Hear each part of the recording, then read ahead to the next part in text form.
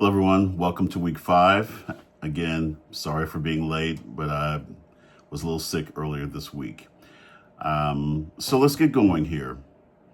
So, week 5, we're into deontological ethics, which speaks to the duty, speaks to our duty to act morally. Last week's exploration of Ubuntu revealed how communitarian ethics can guide us toward collective responsibility and healing in times of crisis. So this week, we transition from community-centered morality to duty-based ethics by examining Immanuel Kant, his deontological framework, and its powerful intersection with Martin Luther King Jr.'s moral reasoning in justifying civil disobedience. So this week we're dealing with the central question: when does moral duty override human law? Deontological ethics ask not what consequences will follow, but it asks the question: what does duty require? In an era, for example, where climate change activists face harsh criminal penalties for engaging in peaceful protest, King's letter from a Birmingham jail offers a compelling framework for understanding when moral duty may require us to break unjust laws. So, deontological ethics takes us beyond the consequences. Now, Immanuel Kant's deontological ethics centers on the concept of duty as foundation for moral action. Unlike consequentialism, which judges acts by their outcomes, or virtue ethics, which focuses on character, deontological ethics evaluates the moral worth of actions based on whether they conform to universal ethical principles. So the key principles of deontology are goodwill, for example. The only unconditionally good thing is the intention to act from duty. Another principle is moral autonomy. Rational beings can determine moral law through reason. Universal applicability. Moral principles must apply to all rational agents, everyone who's thinking rationally. And the last key principle, key deontological principle, is respect for persons, which is human dignity requires treating people as ends, never merely as means. So not using people, but considering the person. So Kant's categorical imperative provides 3 formulations for determining a moral duty. The first formulation is universal law, in which he says, act only according to that maxim whereby you can at the same time will that it should become a universal law. Let me read that again. Act only according to that maxim whereby you can at the same time will that it should become a universal law. The second formulation is humanity. And to this he says, act so that you treat humanity, whether in your own person or in that of another, always as an end and never merely as a means. So act with a consideration of your own or someone else's humanity. His third formulation is autonomy. Act as if you were, through your own maxims, a legislating member in a universal kingdom of ends. So let's pivot to Martin Luther King Jr.'s treatment of moral duty. Now, I'm not sure how many of you are familiar with it. Maybe you are. But Martin Luther King's letter from a Birmingham jail is the seminal central argument for civil disobedience in the civil rights movement.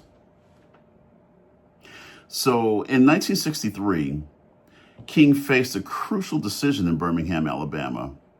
Either obey a court injunction which was prohibiting demonstrations, or follow what he believed was a higher moral duty to protest unjust segregation laws. His choice to engage in civil disobedience and his subsequent letter from a Birmingham jail demonstrate how Kantian principles can justify breaking human laws when they conflict with a moral duty. So, what was King's Kantian framework?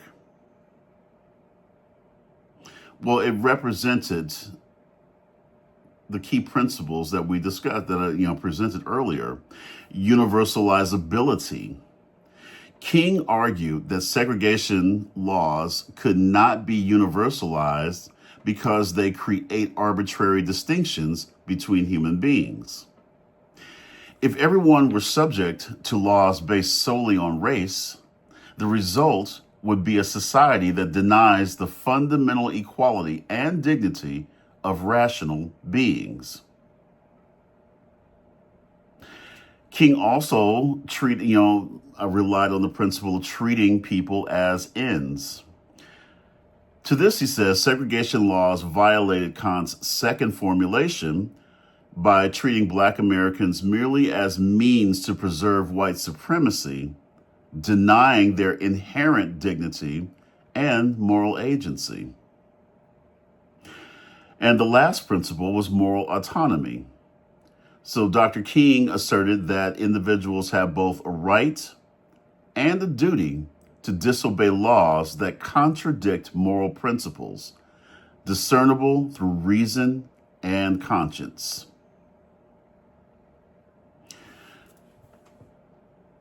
It was the way that he presented this, and I don't know if you remember or if you know, but he was in jail. He was writing this on toilet paper. And this letter, as I said before, is one of the key cornerstones of the modern civil rights movement that's focused on civil disobedience to unjust laws. Do we have an obligation to follow an unjust law or to fight against unjust laws?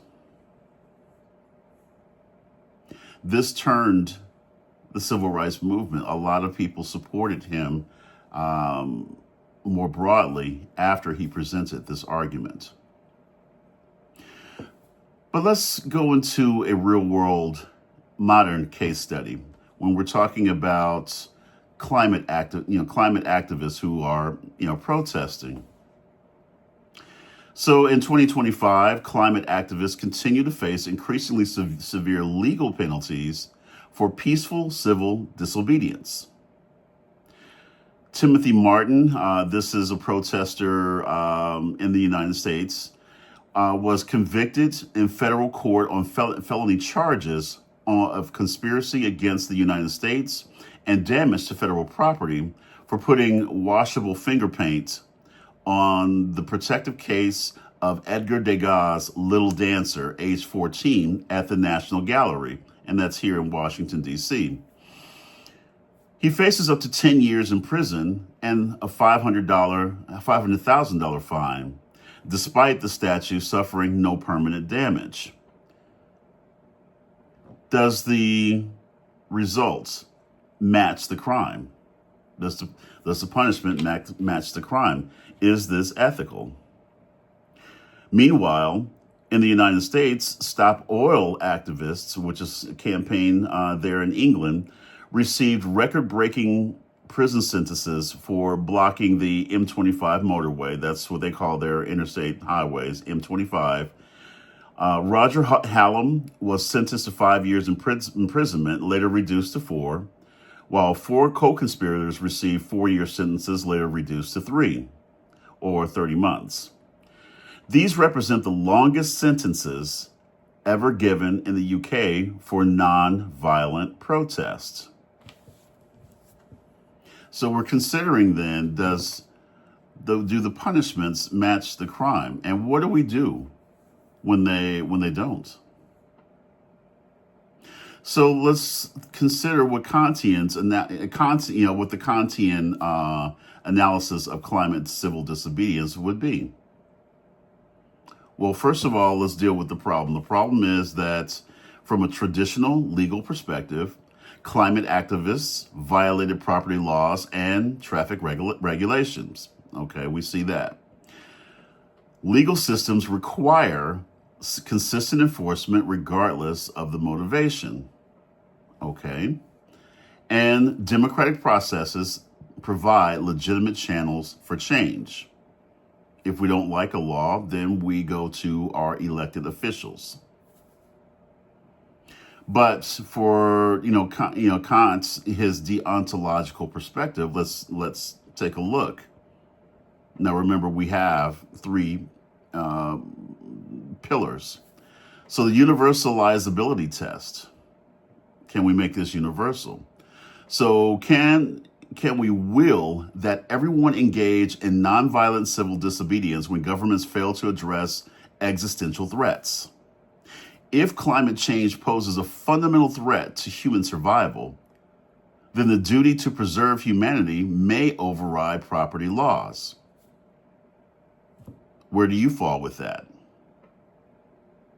So if the government is not responding according to what science provides, evidence for, that, we're doing damage to the climate and this could be an existential threat to all of humanity, do we then have a responsibility, a duty to protest those laws?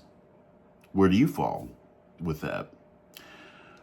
Treating people as ends, remember the humanity part. Government inaction on climate change treats future generations merely as acceptable losses for current economic interests, violating their dignity and the right to a livable planet. That's one perspective. What is yours?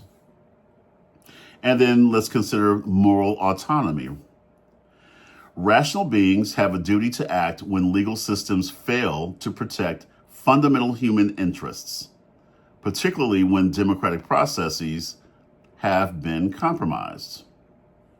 A dysfunctional Congress, where the politics and the moneyed interests that shape some of the processes, within a legislative body like Congress, the House of Representatives, the Senate. Do we have a duty to respond negatively when we see that they're not acting in the best interests of all of us? So then let's deal with some guiding questions as we continue our readings and continue our discussions this week. Does climate change create a moral emergency that overrides normal legal obligations? How do we balance respect for democratic institutions with the duty to prevent catastrophic harm?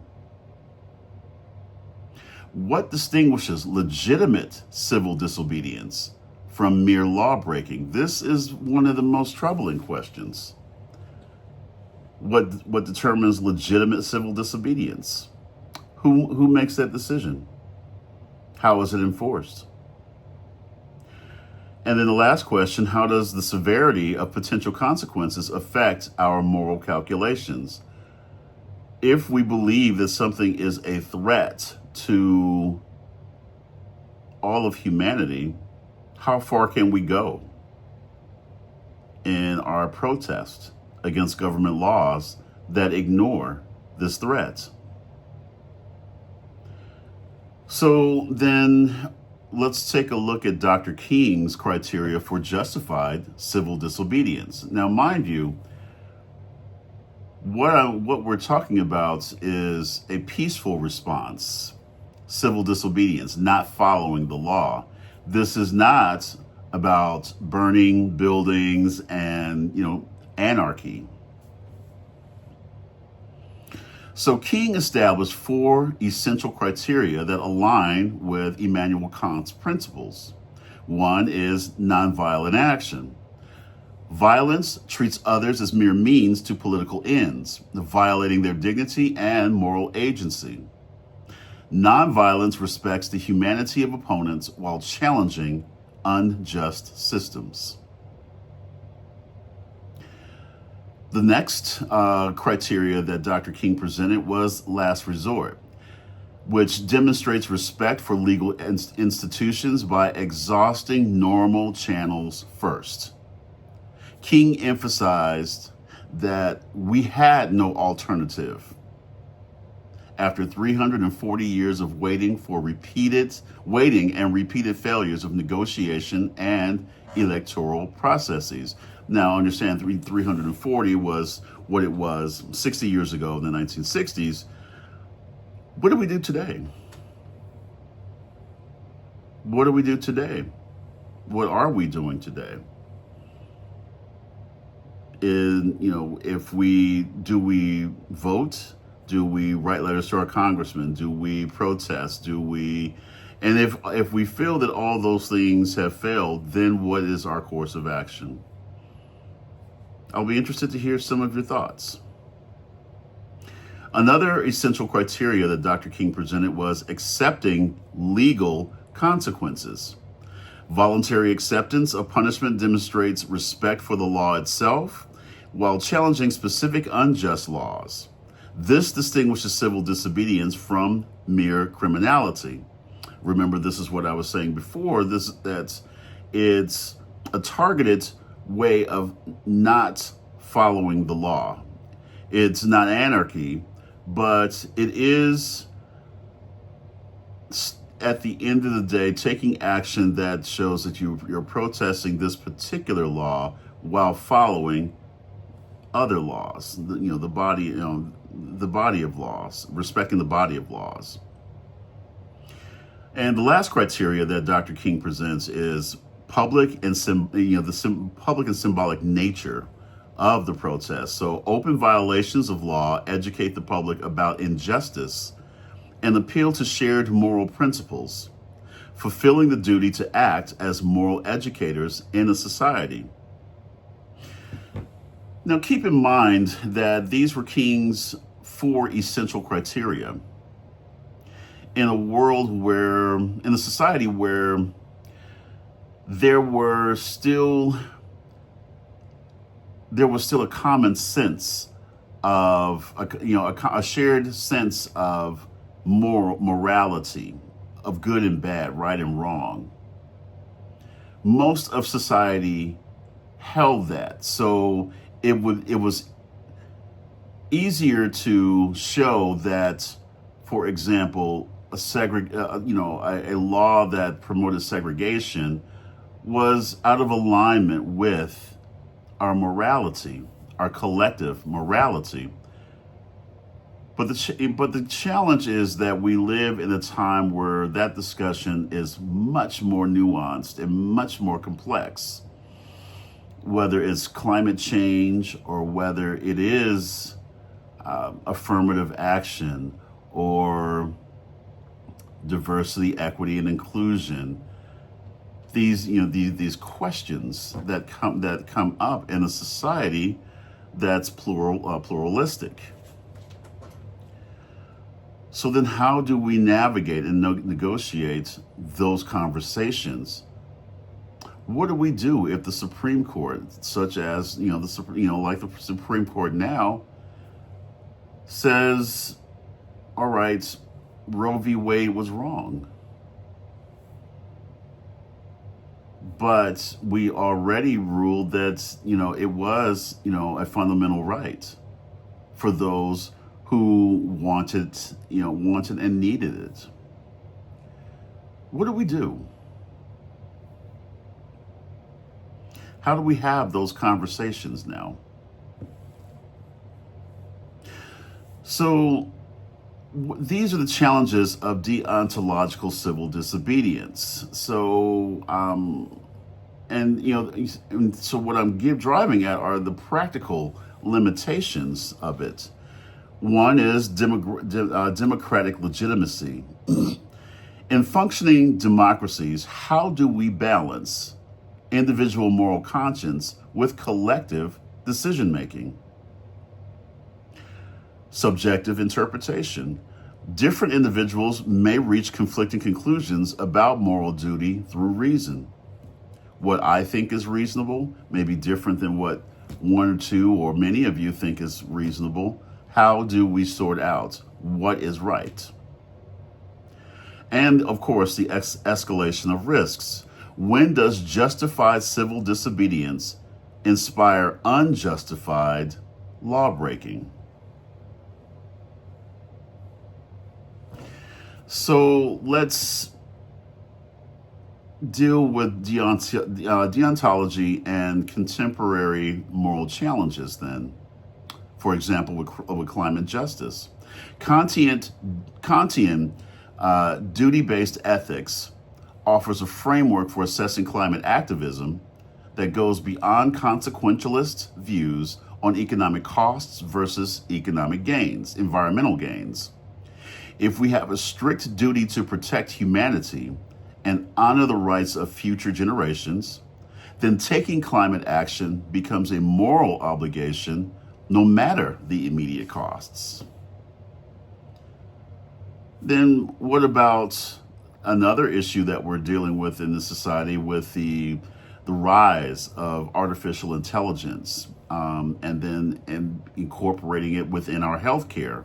So healthcare AI ethics. There's ongoing discussion about AI bias in healthcare that shows how deontological principles guide technological progress. Treating patients only as data points breaks Kantian's second formulation. Remember, that is about our humanity, while ignoring systematic bias breaches our duty to respect the equal human dignity of everyone. So then let's also talk about political resistance.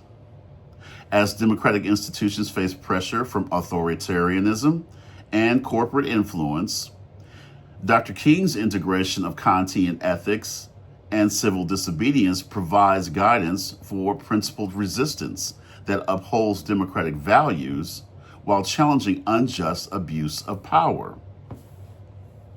So, how does all this fit into our first 4 weeks?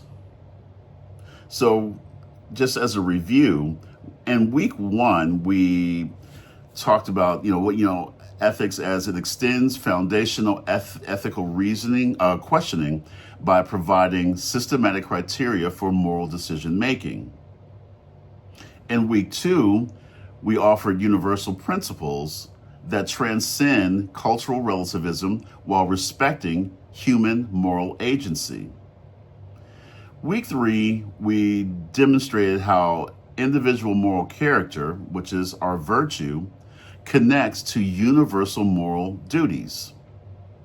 And then last week, we showed how individual duty and community responsibility can work together, as Dr. King's civil disobedience served both personal moral integrity and collective liberation. But let's focus in on this week and understanding the importance of how this applies to our times now. So let's consider the imperative now. Kant's deontological framework, exemplified through Dr. King's civil rights activism, reminds us that some moral duties are categorical. They apply regardless of consequences, cultural context, or personal inclination. In our current moment, when climate activists face prison sentences for peaceful protest, when AI systems perpetuate healthcare inequities, and when democratic institutions strain under authoritarian pressure, we must ask, what does duty require? The answer demands that we act not from fear, not from convenience, or even compassion alone, but from rational recognition of our obligations to humanity itself. As Dr. King demonstrated in Birmingham, sometimes the highest respect for law requires breaking specific laws, and sometimes treating people as ends requires refusing to treat them as means. Sometimes moral duty calls us beyond comfort into the difficult work of justice. This is the imperative of our time. How do we sort ourselves out as a society now? I look forward to reading your responses to the discussion prompts this week. Again, we are approaching midterm. I will send out a study guide probably this week. I'll probably email that to everyone so that you can get a head start. And nothing to worry about, is pretty straightforward. I don't deal with trick questions or anything like that. But what's most important for me is that you understand these different concepts. So if you have any questions, please do feel free to to contact me, to schedule time in my office hours, during my office hours, and let's have a good week.